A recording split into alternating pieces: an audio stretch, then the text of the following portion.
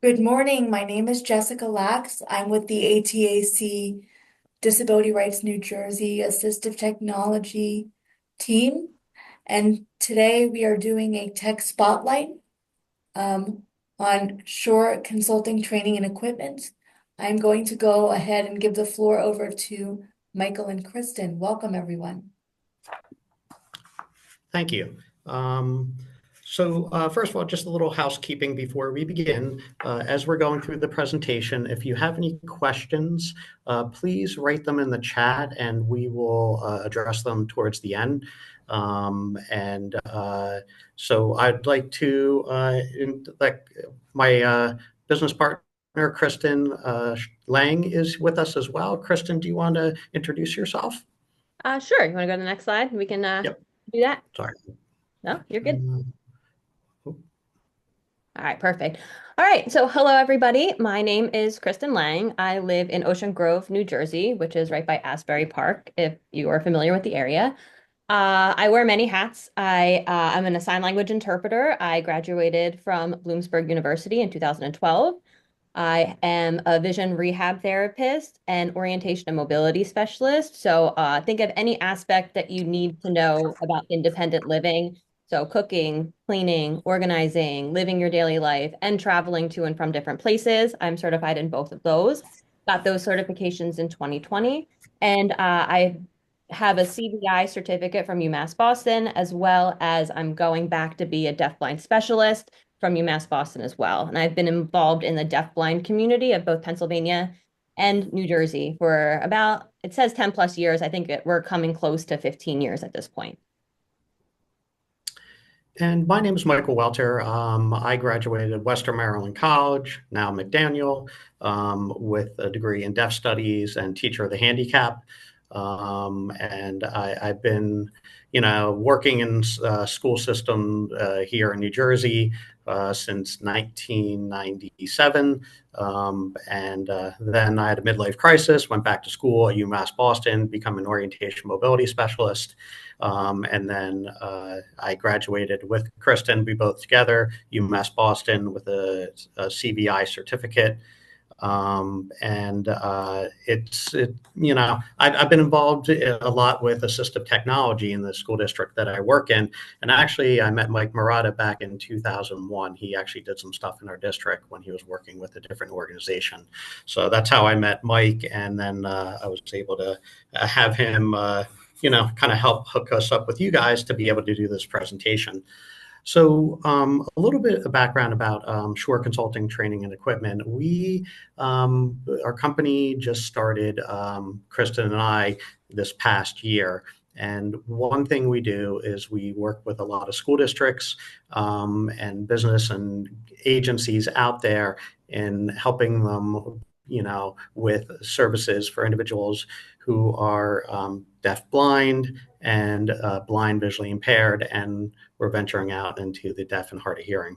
So today we're going to talk about two different types of technology that we're going to be looking at. We're going to be talking about hearing aids and assistive listening devices, ALDs, and safety solutions or alert equipment.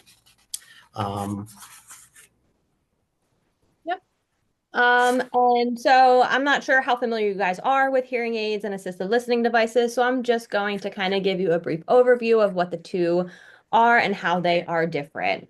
So we have hearing aids. So these are everyday general use for somebody who is hard of hearing. They amplify all of the surrounding sounds and they can be custom fit and programmed depending on your need. They're helpful for daily communication needs. They come in different forms, so it can be behind the ear, in the ear, or completely in the canal. It can also be a cochlear implant. You need a professional fit by an audiologist. It works by itself. You don't need any other equipment. And one of the limitations of hearing aids is they're less effective in noisy or larger environments, depending on the settings of your hearing aids. Now, when we go to assistive listening devices, these are something that can work in conjunction with hearing aids in some situations. They're situational use for better sound clarity in larger settings. They bring specific sound sources closer, reducing that background noise. They're not typically customizable. They're not personalized. And again, they can be used with or without hearing aids. They're best for noisy places, in group settings, or listening from a distance, such as an auditorium. Some of the common types of assisted listening devices would be your FM systems, your infrared loop systems, or personal amplifiers. Um, some of them you can plug in and go, but some of them you might need a little bit of adjusting. And they're often used with hearing aids or other cochlear implants, but they are limited to specific environments and situations.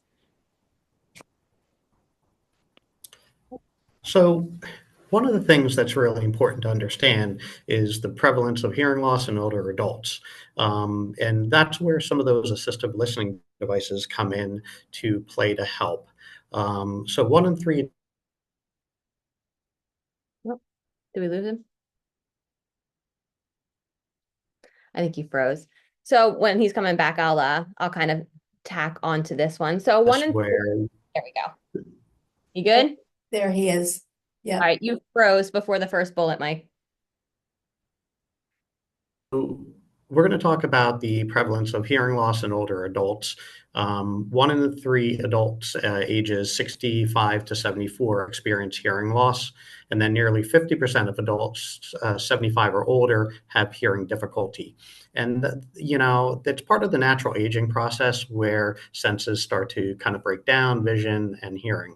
Hearing loss is one of the most common conditions affecting older adults, according to the NIDCD.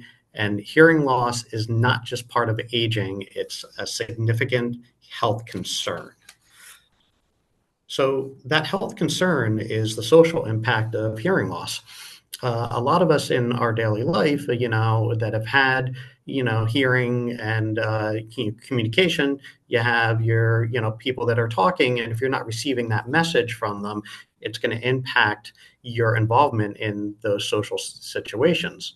So people become isolated and withdrawn, difficulty to follow the conversation in social settings. They avoid gatherings and public spaces because that social isolation because they can't be a part of what's occurring. Communication barriers, the strain in relationship due to repeated miscommunications, reduced participation in family and community activities. I'll give my personal story. I am deaf in my left ear, and I have to put myself in certain situations. When we go out to eat, I have to choose the seat first, which is going to help to where I am, being a part of the conversation and communication. And it's really important to be proactive, but the emotional and cognitive consequences for it as well. That's also important. The mental health, risk of depression and anxiety, not putting themselves in those situations, with social impact, feelings of embarrassment and frustration and or helplessness, cognitive decline. Untreated hearing loss is linked to faster cognitive decline and increased risk of dementia, which is really becoming prevalent in our society today. So there are ways to kind of help with all that to really improve for individuals. So how do we support those individuals who are losing their hearing later on in life? So for example, just the general population who is losing their hearing later in life, not to say that people who were born and raised deaf and use sign language aren't going to be these tools aren't going to be helpful, but these are just some examples for people who don't know ASL or who haven't learned ASL. So how can we support them? We can get them fitted for hearing aids. We can provide them assistive listening devices. We can provide visual support, such as captions or text alerts, and going routinely to your audiologist for hearing checkups to make sure the hearing is stable and not progressing, and kind of treating it early, attacking it early if we notice that. So for me, in a couple of years, I'm probably going to have to go to an audiologist because I go to many, many concerts without earplugs. So I know that it's probably going to affect me in the future. So making sure that I am kind of being proactive when it comes to the future of my hearing. Yeah, and I'm going to stress that again, as Kristen said, the routine checkups in the, going to the audiologist or the ENT to have those done. It can't be stressed enough. The one thing that they always say that dentists do a great job coming back every 6 months, but sometimes with vision or hearing, you don't really see a lot out there, and a lot of people forget because it's such a gradual loss that you may not notice immediately. So going back to the hearing aids and the assisted listening devices, we just listed a bunch of pros and cons for each, just to kind of give everybody kind of just a full scope of what each of them are and how they may benefit and how they may not. So hearing aids, as I explained before, they are the electronic devices that are worn in or behind or around the ears to kind of amplify an everyday life and everyday settings. So they improve overall hearing and speech comprehension. They help in quiet and noisy environments. I'd argue quiet a little bit better. They support better social interaction and independence and autonomy. And newer models offer Bluetooth connectivity, rechargeable batteries, and smartphone control. So they really kept up with the technology as the technology has progressed. Some of the cons, they can be a little bit pricey and are often not covered by insurance. They require regular maintenance and battery changes. The adjustment period needed for comfort and effectiveness may take some people a little bit longer to get used to. And they're not ideal for all types of hearing loss. So they may be better for the mild to moderate. Severe to profound is where we're getting into more of the cochlear implant range if the people so choose to get implanted. Now, on the other hand, for assistive listening devices, they also have pros and cons. So again, assistive listening devices are another piece of technology that offers people the ability to hear better in specific situations. So auditoriums, large group settings, phone calls, alarms, or maybe even watching TV. Some of those pros is that these supports are targeted. So you can use a specific device in a specific situation, such as home or work or school. They're often more affordable and they can be a great complement to it. So it's not one or the other. You can use both in conjunction. The company that we work for, Bellman and Synfom, they're durable, reliable, and very, very user-friendly. Not a lot of setup is needed or required. Some of the disadvantages is they may not address general hearing loss in everyday conversations. Some devices require multiple pieces and parts that you need to set up, and it can be less discreet than hearing aids. So you would be wearing the loop and then the headphones. So it's not as invisible as hearing aids would be if you're wearing the hearing aids and wearing your hair down. So, as Kristen mentioned, Bellman and Synfon, we're going to talk about two of their devices that they have out there that are, really helpful for individuals. So the Domino is ideal for group settings and public environments. So, ADA accessible, a lot of public places, they need to have this stuff present in order for them to be ADA compliant, to make things accessible. So it has a wireless microphone system, improves clarity in noisy environments, or if somebody's going to a presentation, it really helps in regards to that. Great for restaurants, meetings, classrooms, or public spaces. Offers directional and omnidirectional mic modes, which is really helpful in picking up the full conversation, reduces background noise, and enhances focus on speech. So that reduction of background noise or white noise is really important in getting the full message when using the device. And it's compact and portable and easy to use. So, they're small enough that they're, about a little bit smaller than a cell phone. Can be put in your pocket. So the Maxi Pro, it's more for everyday use with TV or phone conversations. It has Bluetooth technology where it can hook up to your cell phone, but it amplifies speech during one-on-one or small group interactions. Direct connections to TVs or cell phones or landlines to help get that, if your phone to kind of get the volume up and get the clear message. Intuitive design with kind of large buttons and easy to control. So it's really simple and straightforward. Not a lot of, kind of technology for some of the older people that are a little bit older that struggle with technology. It's very simple for them to be able to utilize. Compatible with hearing aids, headphones, or earphones. and like I said, Bluetooth enabled for added convenience.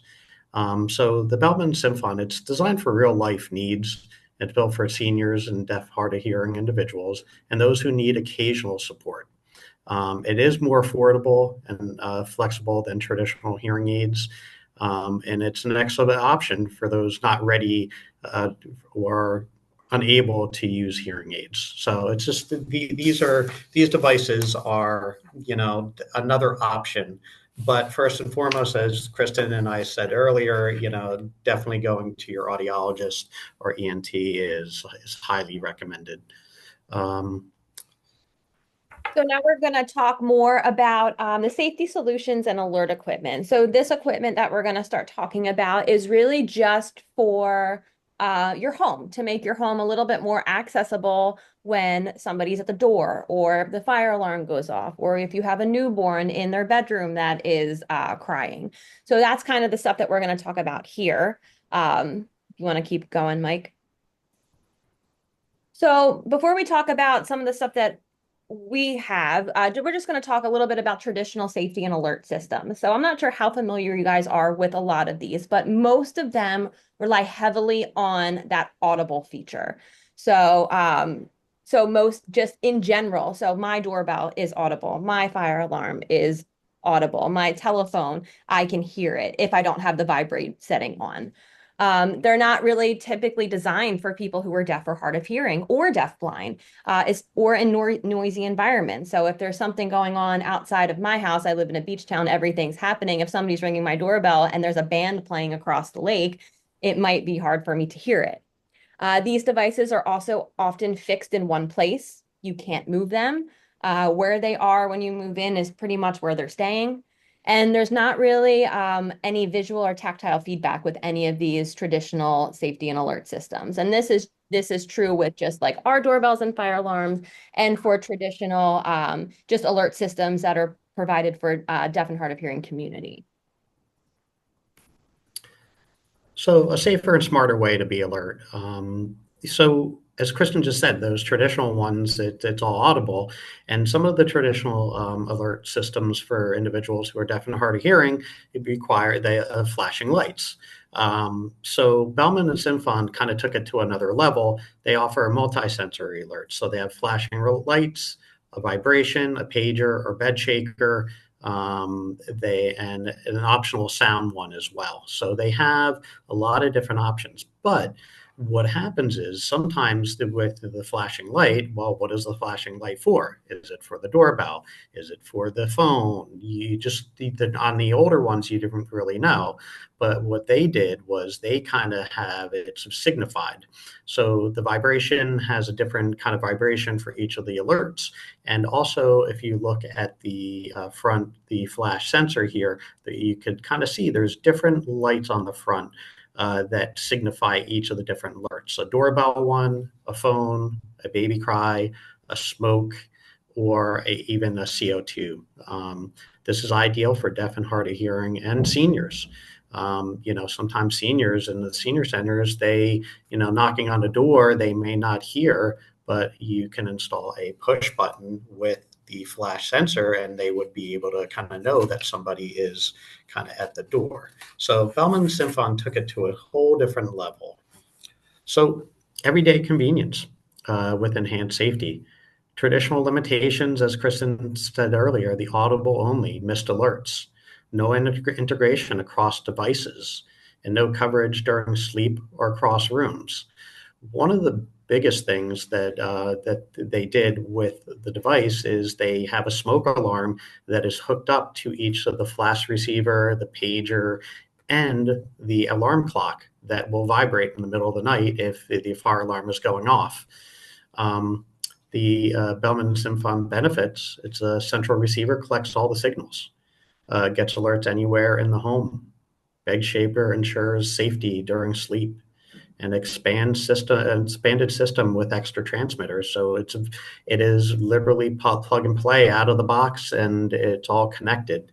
It doesn't connect to Wi-Fi or anything extra in that regard, and very easy to add extra devices on as well. So the personalized safety and independence. Traditional approach is the same solution kind of for everyone. It's no one size fits all. No options to scale or adapt or to make it individual. The nice thing about this is you can pick the piece that works for the person and whatever it is that they're comfortable with. You can customize alerts for personal needs, help users to live independently, and that's one of the hardest things for is relying on other people. My mother, who's 83, we're gonna have to take that license at some point, and that's losing some of that independence. But this is a way to increase independence for individuals in the home, for seniors or individuals who are deaf and hard of hearing. And also give families peace of mind, knowing that there are things in place to help keep them safe. And this is, a global company that has a lot of track record of success and a lot of support out there globally. So why Bellman and Symphon is the future of alerts? Because the multisensory, it's a way to keep everybody in, let them know what's going on. It's wireless and portable. It's easy to install and adapts to your lifestyle, and it grows with what your needs are. As Kristen mentioned earlier, the baby alert. I was speaking with one of my friends whose daughter is, who's deaf, and she recently had a baby, and her biggest struggle was knowing when the baby was crying. And and she didn't really know about this equipment being out there, and she said, we absolutely would have installed it because it reduces that frustration and anxiety that is produced with individuals that can't figure out what's going on, and also the safety. So this kind of concludes our presentation, and we want to thank you for joining us. One thing, if you guys are interested in learning more about kind of the assistive listening devices or the alert equipment that we kind of, showed here in this presentation, you can email us or give us a phone call. We'll happily come out and demonstrate it for you guys. Or even if you want, we're going to have a table set up at the Abilities Expo. I know that the ATCA is going to be there as well. We're going to be at booth 715, and I'm going to have the equipment there to demonstrate. If you want to come, put your hands on it and try it out, you're more than welcome to come see what it's all about. But Kristen and I want to thank you, everyone, for spending some time with us this afternoon. Kristen, do you want to add anything? I just wanted to add one thing, just with this equipment and like the home safety solutions. Just a little thing about me is that the deaf-blind community is so near and dear to my heart. I've always been an advocate for this community, and I believe that anybody in this community can live happy and independent lives. We just need to provide them a little bit of accessibility for them to be able to do so. And it's one of the reasons why Bellman and Synfom equipment really kind of just spoke to me, because not only is it the flashing and then the sound, but it's also just the different vibrations for each different thing. So once you learn the different vibrations for the doorbell versus the smoke alarm, if you're deafblind, you're good to go. You know exactly what's happening in your own home. You know if somebody's there. You know if somebody's crying in the other room. If it's a baby, it's just the equipment is really cool. It's so easy to use, and Michael has been wonderful in helping us get set up with all of this stuff. Does anybody? I do have one question, if you don't mind. Absolutely. With the vibration devices, specifically or most importantly for the deaf-blind community, if they were to miss a vibration, is there a repeat kind of option? That is a great question. I think at this time, usually what happens, somebody who is deaf or hard of hearing or deaf blind, Sorry, I was just looking at the question that came in. I got They become extra sensitive to certain senses in regards to it. Is there a way to repeat it? Unfortunately, no. If it's something like a fire, the fire is going to continually go. That will continually go for a almost like a minute, where it's going to. But if the fire alarm, as long as it's going off, that will continue. And the bed shaker, and it's a different. It's just a constant shake. It's like zzz, and it will definitely get them up. And then I was just demonstrating this equipment last night, and the pager will continually page as long as the fire alarm is going off. But the doorbell, usually, if somebody misses a doorbell, they'll press it again. So then they'll be able to catch the alert. But there is a light that comes on there, and the light will stay on the flash sensor of what the alert was, and the same thing on the pager, and the same thing on the alarm clock for the that's next to the bed. Great, thank Yes, you. we will send a PDF of the slideshow to you to be I able to shared it in provide the chat. you. All right, thank you, Kristen. For some reason, it's the accessibility is limited. So if you just want to hit the button to ask for permission for you to access it, I'll have my phone on me and I'll just click accept for the next hour if I need to. Do we have any other questions or comments, about the equipment? And as Kristen said, like we feel that we've looked at some of the other companies out there, and some of the alert equipment, it has not been kind of updated, and Bellman Symphon is constantly looking at ways to improve and feedback from individuals on what's working and what's not, and that's something, and also the affordability. That's the other piece. The whole safety of, if you have an elderly parents that are living in, just being able to accessible and independent. Well, as we, Kristen, oh, sorry, Michael, do you have a question? Yes. So I have a client who's experiencing hearing loss. And her concern is she's afraid to drive because she's worried that she won't hear sirens from emergency vehicles. So I'm wondering if you have any ideas regarding that.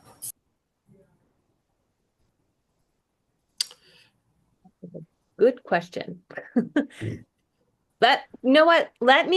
We can think on it and I can email you back if that. I don't have anything off the top of my head, but I always like a good challenge. Yeah, I'll put my email address in the chat. Okay, perfect. If you could, and if you want to email us the question as well, we have a lot of other people, that we know throughout the state and in the community that might be able to help with that. But great question. Michael, I can chime in on that one if you don't mind. Absolutely, Michael. Perfect. So at Bellman, we've encountered this many times, and there's the two devices that Michael Welter was showing. You got two Michaels here, so you got to figure it out. Three Michaels actually. But you've got the two devices that were on the spread on the PowerPoint, the Domino and the Maxi Pro, have been used in a car setting. And it's a great question because sirens, of course, or anything honking or somebody or anything, you just want to be able to capture that. But out of the two, the Maxi Pro has been deemed a bit more, we'll probably get an image going. There we go. So you see the black one, that's the Domino. That's more for group settings. So when you have a presenter or something like that, one gets one device, then the hard of hearing or a person gets the other device, and it does seamless sound transfer. Whereas the Maxi Pro, that's more of the personal amplifier situation. So somebody could have that and put the device itself on a dashboard, and it will amplify all sounds that you're hearing around your vehicle. And it does have background sound blockage. So road noise, which would probably annoy somebody if you're hearing the tires going all day on a trip, it would be for the most part blocked out. You would have a similar experience as somebody who's just got regular hearing and what you hear in the car. That's what the Maxi Pro can do. So it will help you or help anybody identify sirens that are coming up front, back, side, whatever it is. It'll help in that regard. Thank you, Michael. That actually great. Michael, did that help? Yes, thank you. And then, I have a yeah, question, Heather saying. go ahead, So Heather. this is a little off topic, and I'm deaf. I'm a teacher of the deaf. So I'm wondering if there is any way for those who are deaf, who are living independently, to have those home alarms, because I'm thinking I don't have those alarms to notify me if I'm asleep, if something's going on. So, for example, if I'm leaving the house, hold on one second for the interpreter.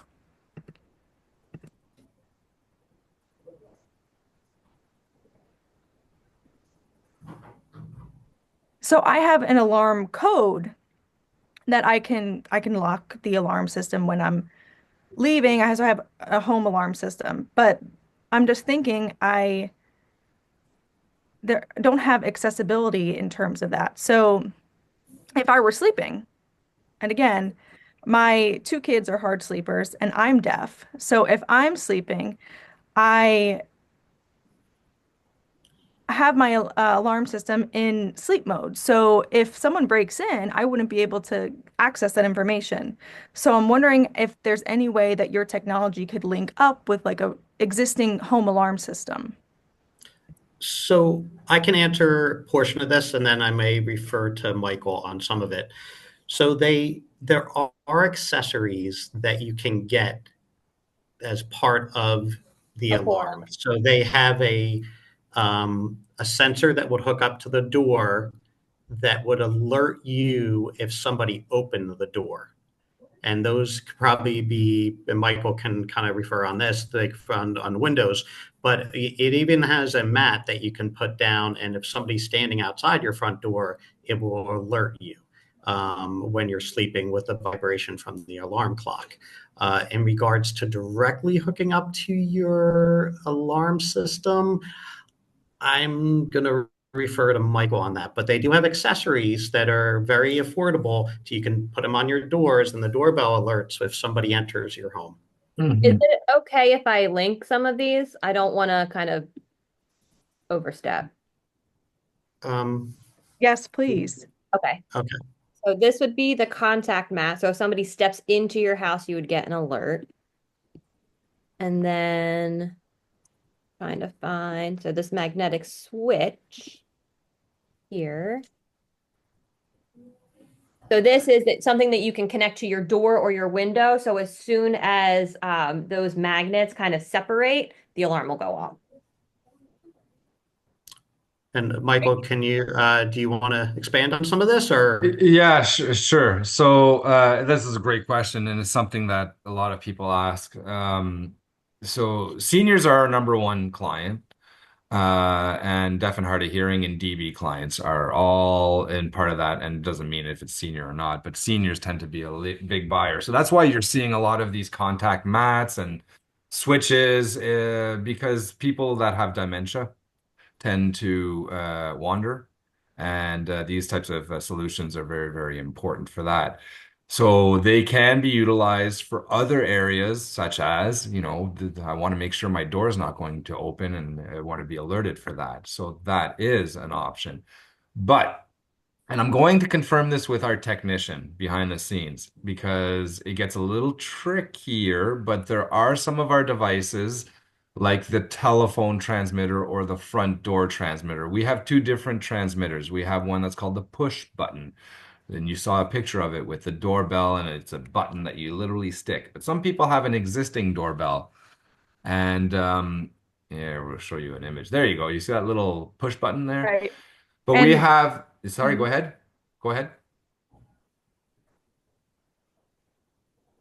I use a Ring doorbell.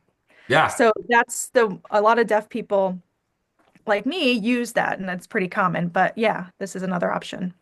Yeah, but what we're not in this image is a lot of people have a wired doorbell, and the question becomes, do I want to remove the doorbell that's already by my door and put a different doorbell. And some people don't want to do that, and they can use what's called a doorbell transmitter. It's a different looking device. So if you have a wired doorbell and you want to keep it, we have a device. Anyways, long story short, that device can be utilized or hardwired to other things in the house.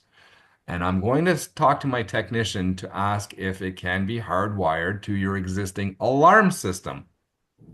So what happens is if your window or door gets cracked open or something like that, and it triggers your home alarm system, it should, and I'll confirm this with our technician, and what I'll do is I'll let Michael and Kristen know, who can then relay this information back to you.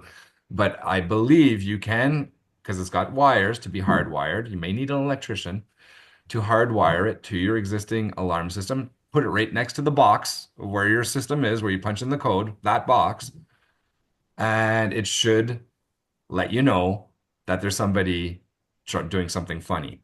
And the way it'll show, though, on your alerting system, it'll show the door because it's the doorbell. Yeah, and I have the an door. older one, so I'm not sure if I just have the one with the number. It's just the numbers and the codes. So it's Yes. a version. So I don't have the brand new one.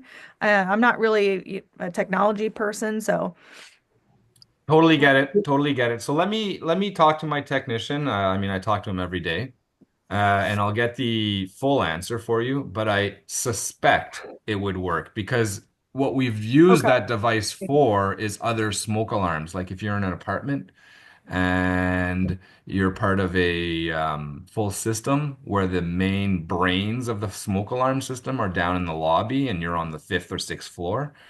There are ways to hardwire one of our devices to the main switchboard of the fire alarm system so that you get those notifications in your apartment at the same time. So it's that principle that I'm thinking of is we use one of our devices to hardwire it to your alarm system. Okay. And then just Kristen chiming in as well. If you do decide to like go this route, we do have somebody that can come out and help set it up. He's deaf himself, so we could have somebody to come and help you set it up. Yeah. there's a small problem.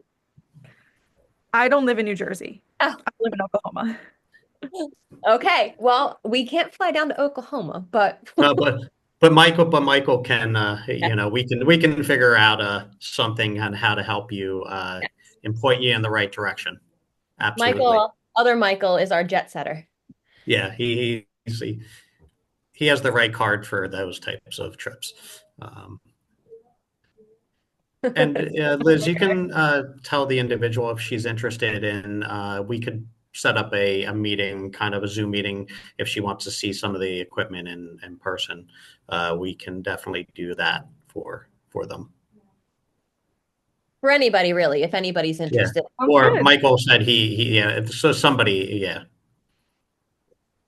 I'm just going to chime in one last time for Heather. Heather, I'm not deaf, obviously, but I've been working with deaf people for well over a decade. Yes, I can sign. I've got a sign name.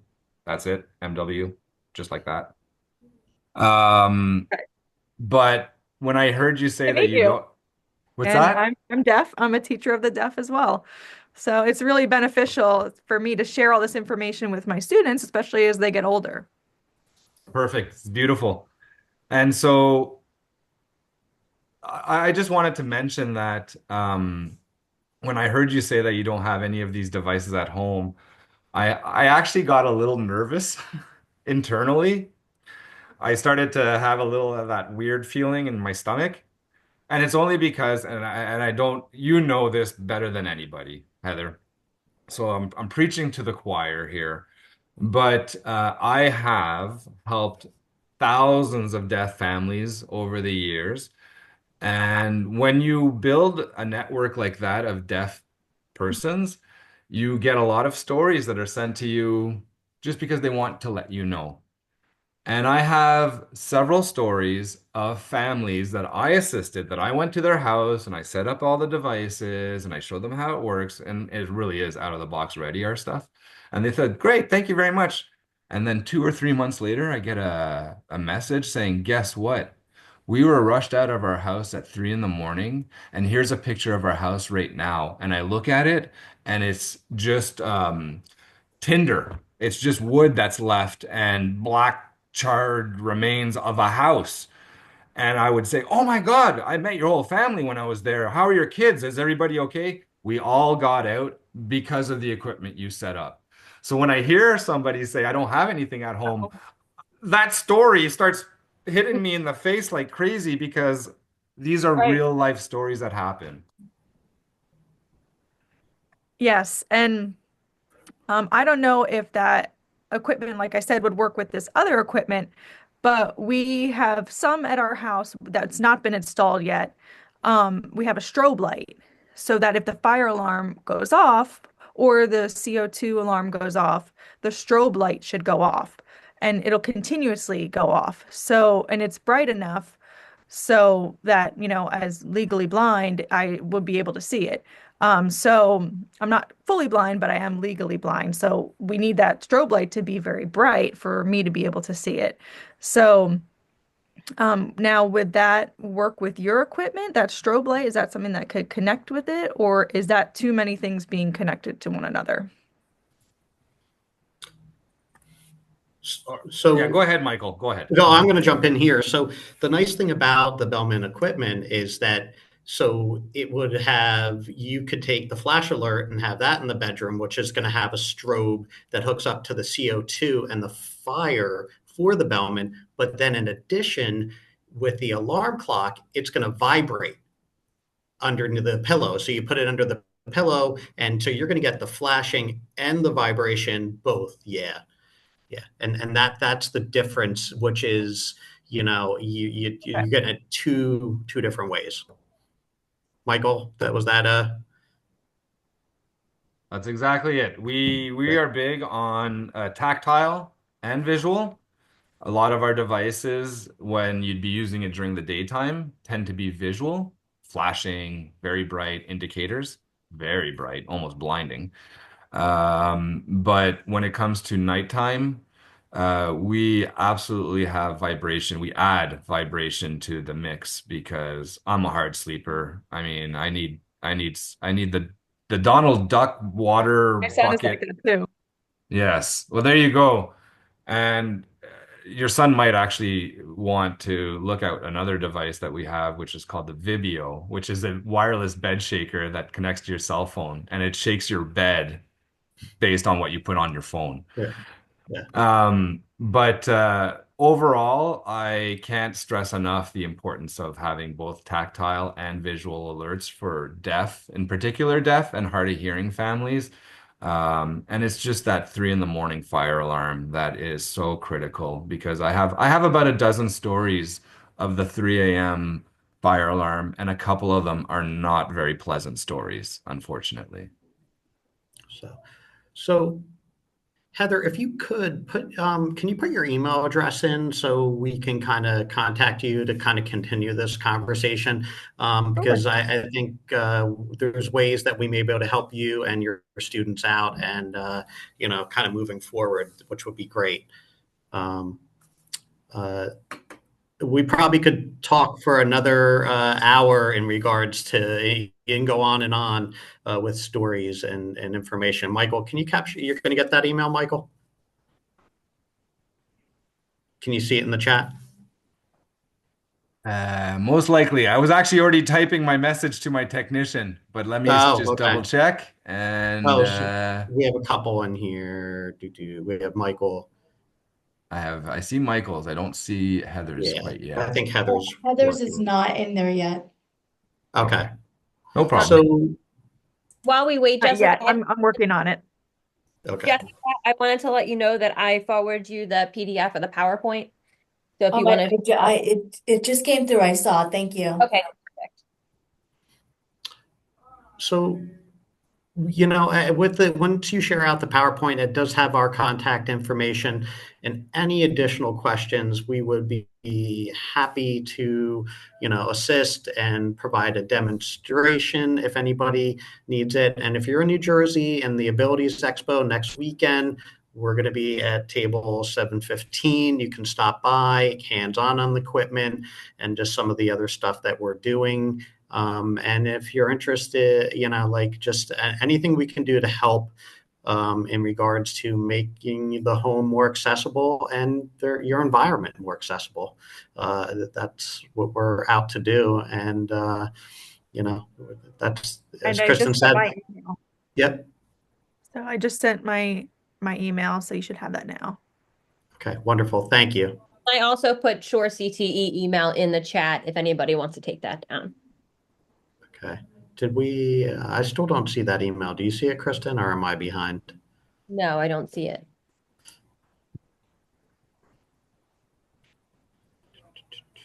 I sent it to Mike W. Well, oh, you sent it to, Individual. okay. North Carolina, not Jersey You Mike. sent I it to the just sent other it to one. Mike Warburton. Okay, perfect. Awesome. And then Mike can share that to us with us if need be. Thank you Great. so much for joining us. We really appreciate everybody that came on this afternoon and giving us some time. We are happy to have had you present, and this concludes our tech spotlight. So I'm going to stop the recording, and there we go.